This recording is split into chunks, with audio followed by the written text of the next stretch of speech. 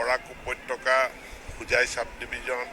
south Salmara বৰপেটাৰ কিছু জিলা মানে বিদ্যালয় তাত আমাৰ গুণোৎসৱ বাকী আছে সেইখিনি আমি এতিয়া অনুষ্ঠিত কৰিম কৰাৰ পাছত ইয়াৰ যিটো সামগ্ৰিক মূল্যায়ন প্ৰকাশ পাব তাৰ ওপৰত ভিত্তি কৰি আমি আমাৰ পৰৱৰ্তী কাৰ্যসূচীবিলাক ঠিক কৰিম এক প্ৰশ্ন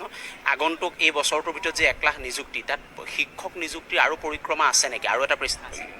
নিশ্চিতভাৱে আৰু এটা পৃষ্ঠা আছে মানে আৰু শিক্ষক নিযুক্তি এই বছৰ হ'ব বৰাক উপত্যকা হোজাই সাব ডিভিজন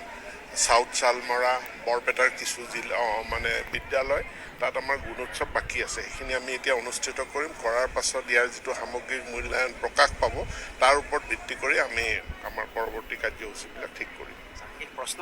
আগন্তুক এই বছৰটোৰ ভিতৰত যে 1 লাখ নিযুক্তি তাত শিক্ষক নিযুক্তিৰ আৰু পৰিক্ৰমা আছে নেকি আৰু এটা পৃষ্ঠা আছে নিশ্চিতভাৱে আৰু এটা পৃষ্ঠা আছে মানে আৰু শিক্ষক নিযুক্তি এই বছৰ হ'ব